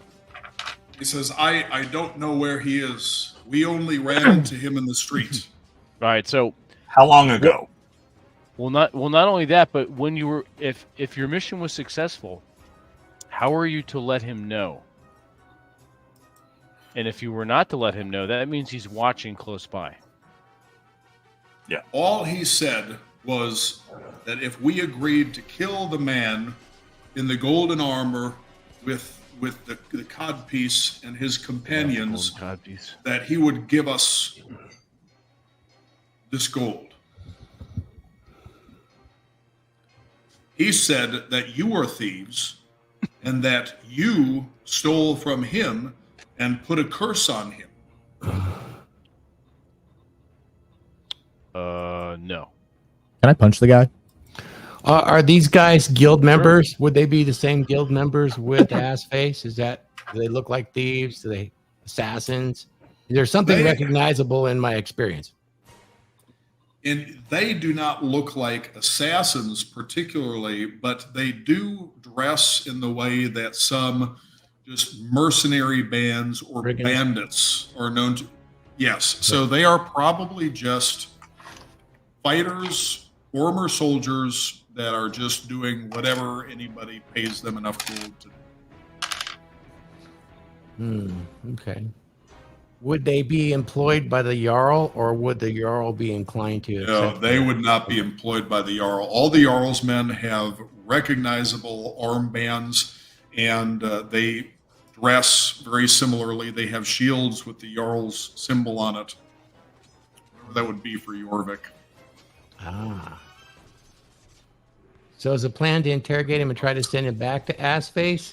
Take some of this gold and maybe turn him in with a small amount to the Jarl and buy favor and possibly try to get more intelligence throughout the...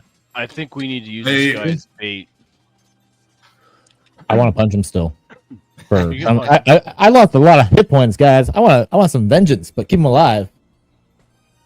Well, You can we totally should search knock him. him the Maybe we'll fuck out. find some potions or Well, while you're having this conversation, the woman, the big old woman from the kitchen comes out with that knife, and she sees the guy that's on the floor, and basically his pants and everything are completely burned off. He's charred. And she's walking up. She's got the knife. Is this the one? Is this the one? No. That's he's paralyzed. He fell into the fire somehow. These are the ones that were hired by the one when we're trying to use them to find this nefarious bastard. So patience, matronly woman.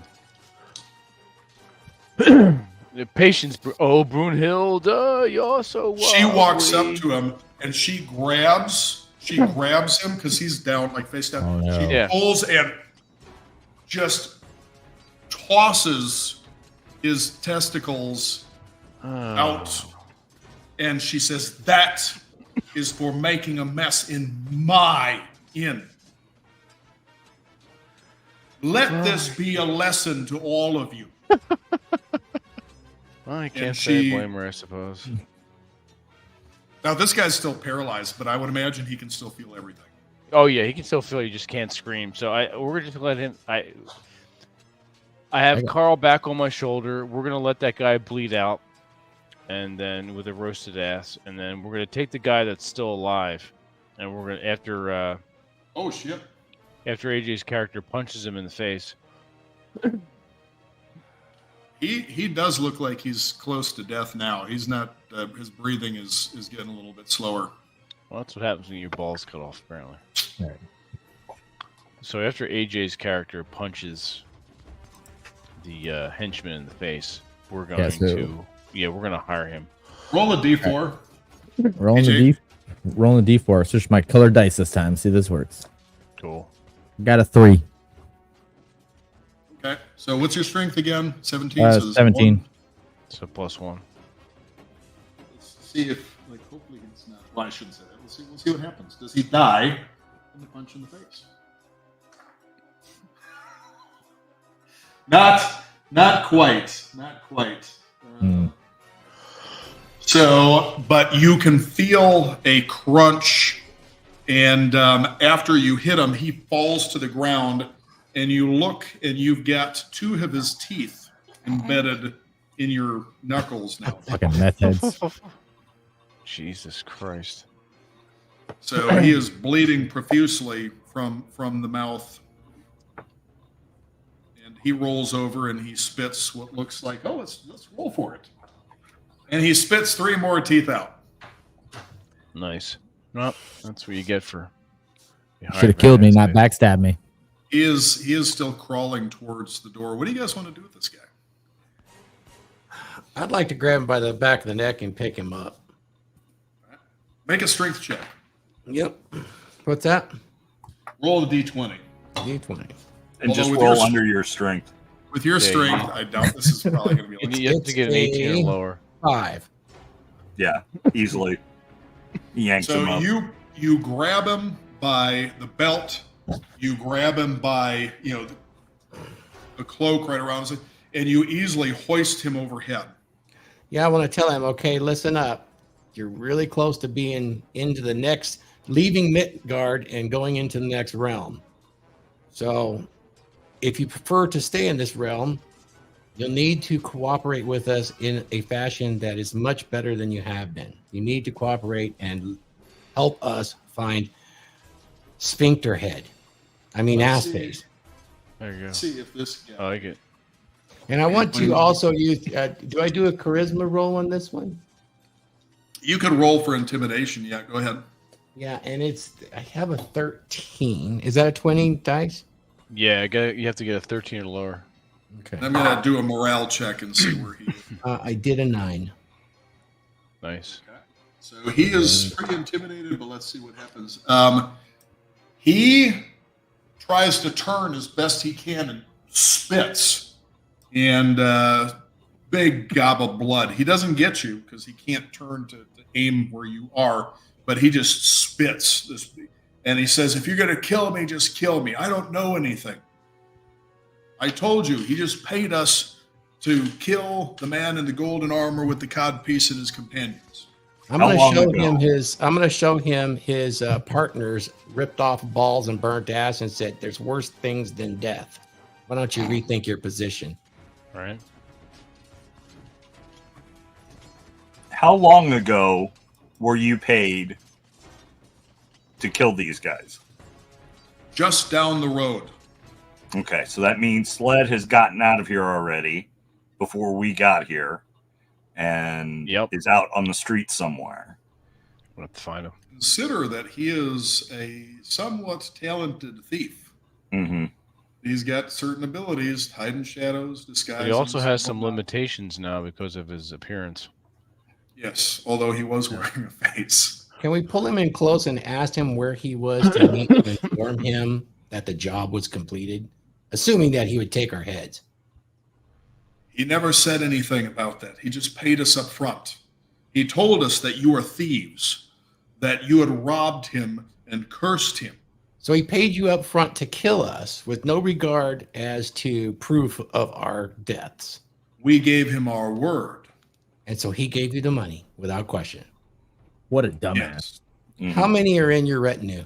Well, consider that in this time and place, the man's word was, a little, is a serious thing. Honor with certain. But they weren't meant after they did the deed, they weren't meant to report back to SLED, correct? Yes. They were not to. He says that that was all he told us. So, but as you mentioned previously, the assumption being that SLED would probably know. Yeah, he's going to want to watch or find out whether or not it was successful. Okay. So he's probably. But also, and I'm just going to throw this out there and consider this: SLED was probably well aware that you were going to kill these guys. So he may have just intended this to be a distraction. Yeah, to slow us down so he can get away. A delay or a distraction. Yeah. So you guys, he was with you when you killed the werewolves. There's no way he thought that these guys would actually be able to take all of you out. And I'm sure that thunder clap and lightning bolt that flew down through the end, if he was even anywhere remotely around, he would have seen that and know everybody and the fire and the screaming. Yeah, everybody in the fire.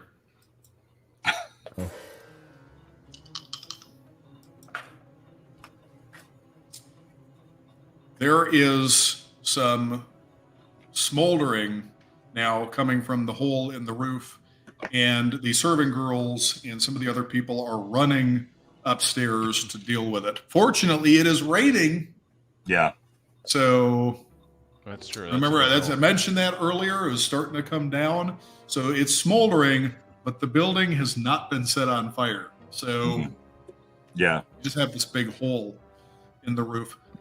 The woman pulls the gold off of the guy that you had paralyzed, whose balls she had cut off, and she says, "I'm keeping this for repairs." Fair enough. Yeah, I say that's very acceptable. All the gold on the floor is fair deal for you people. Well, although someone needed that gold, so I would say since you got stabbed in the back and took some damage, and obviously that gold came from the bets you made, you should claim some of that as well. So, but as far as, I say that's perfectly acceptable within Dane law for the damage we've done to repay you for it. So, she's not upset with you. She's upset with these guys for starting it. Well, I know, but I would say that, in my view of things as a cleric of Thor, I would say yes, that this is right and just, and you should indeed have that. And I'll make sure that the Jarl knows. I think the wizard friend needs to give her some help too. She actually turns to Ulfr and starts telling him how incredibly brave he is, and if there's anything that she can do for him, and again more with the winking and winking, breast heaving, and she does mean anything. That's right. Well, it's us itinerant. She asks if you'll show her your wand. That fire wand again. After this business is done, I'll come back. Keep the home fires burning, and shit! Is it? Make sure you bake me some bread. Okay. Maybe with a little cheese, some wine. That's right. She says anything you want. Oh, I know. Yeah. But we have business at the milk market cornered. That's right. We have business to attend to. Dane is kind of motioning to Bjorn. He's bleeding from the stab and a little help here. Okay. Right. I will. I'm bleeding all over my armor. Is it bad enough that I would, in assessing the damage, would I think it's bad enough for cure serious wounds, or do I think cure light wounds would be good enough? You think that for the damage that he has taken, a cure light wounds? Okay. Probably. All right. Most of it. I will lay hands and ask Thor to grant me his blessing in healing this servant of Baldur as we continue to go forth and do righteous and holy things in his honor and glory. And so I'll cure light wounds on him. I think that's a D6 plus 1. Okay. And this would be a good place. I'll let you roll it. Be a good place to stop and rest as well. 4 plus 1, so 5. Okay, good. All right, so that brings him back up. So he is still bleeding a little bit, but you can tell feeling a little bit better. The blood is just a trickle now instead of little rivulets or streams. So he's bleeding less. He is definitely healing.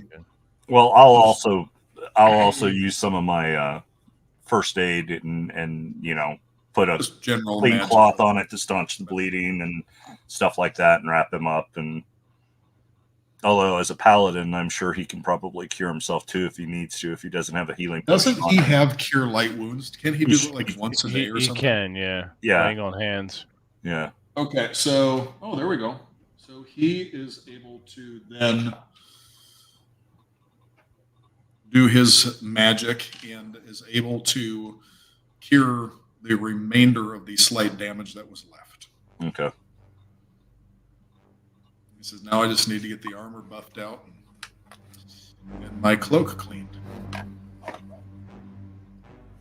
So you guys still you got one paralyzed that's very nearly dead and bleeding from his severed scrotum. And you have another one. Take this garbage outside. Yeah, well, Thor is still holding the other guy up. He's got him. He's still got him.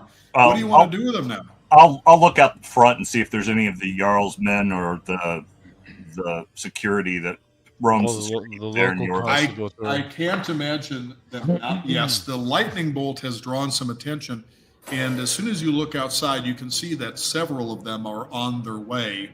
I'll step out and wave them on to hurry.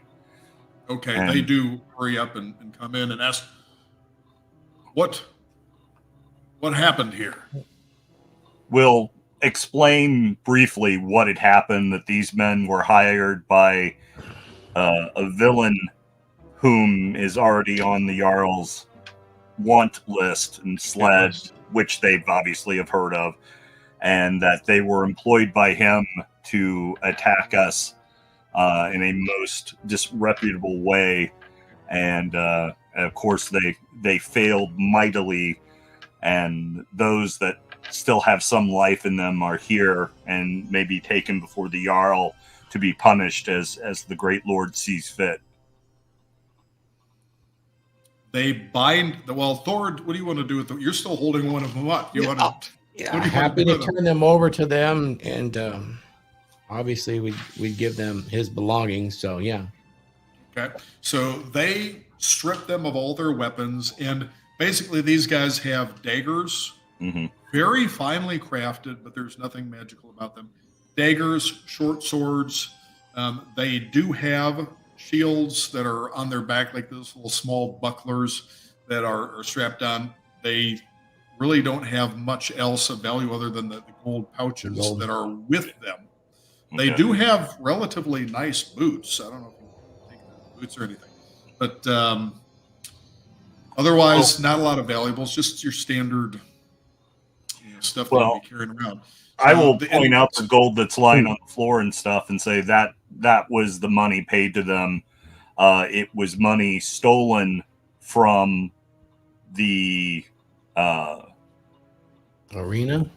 Yeah, that's money stolen from the arena, from the bookie, Sled is responsible for his murder, so that's another crime that can be added to his great list of misdeeds. And this money was stolen from it, and obviously they should collect what they can of it to give to the Jarl to see that it is either distributed elsewhere or for him to accept as, just part of doing business. So it'd be kind of hard to determine at this point who won or who lost whatever bets with all the chaos. Right, but obviously the Jarl should have his portion of it, and he can decide how to best use it for. That's what they say. We'll let the Jarl decide. Mm-hmm. These matters are we just deal with thugs and criminals like these and let him pass the judgment. Yeah. So they bind them hand and foot. They tie them. And they have the one guy, they put the paralyzed guy over the one guy's shoulders, and he's, of course, bound. So they have him just kind of carrying the other one for them. And they walk on out. I guess they're on the way to the Jarl. They're going to put him in probably stocks or something. Yeah. Although... Since some of that gold belongs to you, Sisman, you should probably grab some of it. Yes, I was gonna also ask Drew about this, because both Thor and I are barbarians. We automatically have tracking. Can we start tracking to where they've been to figure out where they met up with Sled? Good call. Yeah, good idea. With the tracking, consider that you are in an urban environment with cobblestone paved streets and not the wilderness. And that Sled is a relatively experienced high-level thief. So I'm going to make a percentage and see if there's any chance that you guys can find a trace. So our tracking would be equal to that of a ranger at the same level. Yeah, you guys can't find any trace of him. It's also raining out. So... between the rain, follow mud tracks or anything on the cobble or anything like that. He's formidable. He's not the most dangerous in an upfront fight, but in terms of being sneaky and devious, he is formidable. Gotcha. So he can't have gone too far, though. And it's going to be kind of hard for him to hide who he is. So there may still be a chance, but you can't pick up a trail in the streets from the description of where they talked with him. So might have to do a little more detective work around the city of Jorvik. Gotcha. Or possibly there might be a way to scry. You could go back to I shouldn't be throwing stuff out there, but this is something Ulfr would be aware of, that there may be a way to scry to find his location. Pretty sure there's spells for this kind of thing. I don't know if I have them in my spell book, though. We may have to go back to the magic user. If he has something for that. He did have some other favors that he wanted to ask of you as well, related to that the blood of the basilisks, if I remember. Yeah, that's next on our list. But this is also a good place for us to rest and stop for the evening. Okay. And 2-hour mark. And the hostess, the owner of the inn, reminds you that you are more than welcome to stay there as long as you're in Jorvik, and that she has a very soft, very sturdy bed. Fantastic. I have that an out 18 later. strength and a large constitution. So she's got a thing for wizards, but there are plenty of other serving girls who have taken a liking to the rest of you. So, although I don't know, Bjorn, clerics of Thor don't take an oath of chastity or anything like that. Oh, hell no. See, that unfortunately, Drew, one of the problems with first edition D&D is clerics are set up to basically be Christian holy warriors, specifically Catholic ones. And obviously playing a Not in this Yeah. universe. Right. So in fact, one of the things that I want to do, because of all the things that are in our downtime, I will want to find the finest stallion I can purchase in Jorvik, and then take him somewhere to a sacred grove or something in order to sacrifice him to Thor for all the blessings that he's heaped upon us. And the fact that since his father has granted me so many favors, I want to renew my vow to him, that I am first and foremost servant, and so on and so forth. No, I'm going to tell you right now, not a single one of the gods in the Norse pantheon would even consider asking any of their clerics or paladins to take any kind of oath of chastity, especially if you guys know the mythology. Yeah. Odin? Mm-hmm. No. Man. Yeah. Not at all. Them Aesir got it on with the Utton. Yeah. So the chastity part, I'll deal with the wenches later, but obviously, I've got, because, when I was offered the Eye of Odin from Odin to keep it, and I told him that I couldn't because I am unworthy, because I am a servant of his son, and sworn an oath to serve him and further his goals on Earth and be his, his protector and stuff. And then Odin still gave me a blessing for my, I don't know, for my honesty or my integrity or whatever. Still, I gave that huge chunk of treasure to Odin in his temple, and obviously I tithed to Thor. But, I was just thinking that one of the things my character is wanting to do is increase the enchantment on his hammer just in regular ways, because it's only a +1. It just has that amazing thunder strike under the right circumstances. Let's go on a quest for that and do the sacrifice and everything. And so I'm just letting you know that in downtime. Now, I made a roll because I let the dice decide almost everything. Mm-hmm. And the serving girls were all so incredibly turned on by the violence that none of you are getting any rest tonight. I'll take 2 as normal. You got 3. I already rolled No for problem. that. So I'm gonna cast first aid with these ladies. Gonna cast first aid or do first aid. Yeah. I need a heal. I need a heal. Suck the blood out. Healings. They're gonna need some healing by the time you guys are done. We're gonna run first aid on each other. All right. There. Yep. Well. What he's trying to say is he's wanting to play doctor with the bar wenches. So yeah. Yes, exactly. I got a nurse fetish. Right. Who doesn't? Well, they're not exactly nurses, but It will be. they are very, very healthy, very strong young women. So you guys are gonna have a long night. You might need another couple of days to recover. You might lose some hit points just from the exertion. Not with my experience. So, He's got first aid too. you guys, barbarians have high constitution. I think that's part of getting the class. So you're all covered. Probably, yeah. What the fuck is mine? The So Keeps the immune system up, That's right. yeah, and then the place is a little bit of a mess now. So we're gonna say that the establishment, the woman that runs the establishment is just gonna tell people, okay, this is, everybody go back to what you were doing. We're gonna bring out food and drink for everybody. Singing Skull's gonna make up stories about us. Yes. I would still suggest to Sigmar that we pull security sweep and double check. I agree. Might be a good idea. You don't know if he might still be lurking around somewhere. Mm-hmm. You probably want to keep at least one person on watch all night. I want to walk. I mean, I shouldn't say this as the DM. I should No, we were planning on doing that. If they recognize any of the dead guys, had they been there before?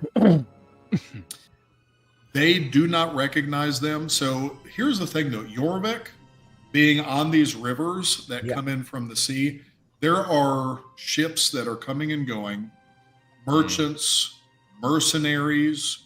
This is a stopping point for various groups a meeting point. So they could have been coming from just about anywhere. They look like Southerners, if you had to kind of guess. All right. But Rednecks. yes, the Scald does start working on a song. In fact, he comes over later and he starts to ask Bjorn We should throw this in if chat. he has any stories to share. Okay. I will at some point in time arrange to meet with him and tell him of our adventures on the islands and with the undead and of the Odin coming before us and the Valkyrie descending down from Asgard to carry our deceased companions to Valhalla and so on and so forth. So at a more appropriate time, I will share that information with him. He's going to immortalize all of you in song. We have an epic ballad. Okay. A couple of ballads, probably. Saga of Aspace. Yes. Also, throughout the night, sorry, Bjorn, but you catch Bent basically sitting in the corner watching the entire time. Just being So Ben's in the Lincoln chair. Okay. It's oddly appropriate. I won't mention it to the girls so they don't get self-conscious. Only you can see his ghost. Right. He's in the cuck chair? Yeah. Bent the ghost is in the cup chair.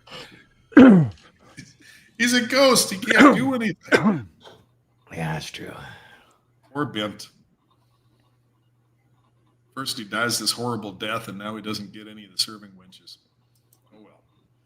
Wait a minute. Here we go. Let me throw this in the private chat, and then we can throw it in the major chat. I just threw this on the latest updated chat GPT. It's like 4 point whatever the fuck it is. Hang on. Give me one Check second. this shit out. You're right. Nice. In realm of shadows where legends are born, a tale unfolds of a thief forlorn. All for the mage with a spark in his eye, wove a spell that soared through the sky. The thief was swift, his steps were light, but Ulfr's fire burned so bright. A blazing flame, a fiery dart, it struck the thief's most tender part. He leapt and howled a fiery dance, as flames did scorch his leather pants. Bjorn the cleric with holy might prepared to strike, his eyes alight. With a clap of thunder, pure and for whatever reason, you can only do so much on here. Have to. There we go. No, I think I'd be able to get the rest of it here. You can only do so much in the private chat. Oh, it limits the characters. The characters. Yeah. With a clap of thunder pure and grand, Bjorn sent waves across the land. The thief now burning felt the blast, a fate both fierce and unsurpassed. The flames did roar, the thunder crashed, a thief's poor luck in chaos dashed. Ulfr's fire and Bjorn's holy clap ensured the thief's mighty tragic mishap. So heed this tale and adventurers bold of magic's wrath and courage cold, for in the shadows where danger lies, a thief's demise in flames and skies. Nice. That's the singing. I'll send it over email wise for you guys. There we go. Is that AI? To the beat of his drums. Yeah, that was ChatGPT. That's very good. Yeah, Hey, not quick bad. gameplay question. Yes, Would it be easier if I changed my character's name? Since my real name is Thor. Yeah, we can do that. But Okay. that would have been a popular, or you could just like Thorson or something. But Well, I can change it to Vidar, which is Thor's brother, the only other god matched by his name. And he is the only god that was strong enough to survive Ragnarok and kill Fenrir. So Vidar works. If we want to do There you that, go. we can change the name to Vidar. sure, we can do that. How about that? Let's retcon it. It would just be easier maybe for Bjorn too. Yeah, because that way we're, Yeah. Of course, I am the real Thor, and my mission here on Earth is to protect all mankind Yeah. No. and spread. And now I'm becoming Odin in real life. So So shit. Didn't know it was going to be like that. Fat ass. So Vidar, how about that? That works. Yeah. We'll switch it. Yeah, you probably didn't notice, Thor, but I was wearing my Hammerfall band T-shirt, and of course, I've always got this on. So Beautiful. I got a custom hammer being made for me that's going to hang out in the studio. So little tiny things about, like a hand hammer. yeah. And I still need to calculate loot and ace and XP and stuff from the last one. So I'll do that together with this one before we have the next one. All so right. We'll have Cool. that and see if anybody levels up. And All right. I guess we'll just take it wherever you guys want to take it next time. All right. Sounds cool. good. All right. We'll get another game for June or July in the threads, and then we'll go from there. And I sent out. Let's try for June, so we're not spread too far apart. If it works for everybody's schedule. Well, we're only doing one or two broadcasts a month for the 3 months in the summertime. So two is probably going to be the limit. So we could probably get one game at the end of the month of June. We have Rollo's game on the 12th, I think it is. Yes, June 12th. So maybe get yours on the 26th or something. That'll work. All right. Cool. All right. We're going to say goodnight to you all. Thank you for watching. Everyone now who's doing so, make sure you've enjoyed this, because in a couple days, this broadcast will go members only. So for the foreseeable future, all of our broadcasts will be doing so. Sorry, you're SOL if you've missed the live broadcast. In the meantime, enjoy the rest of your weeks. Enjoy your weekends, and we'll see you on the 12th.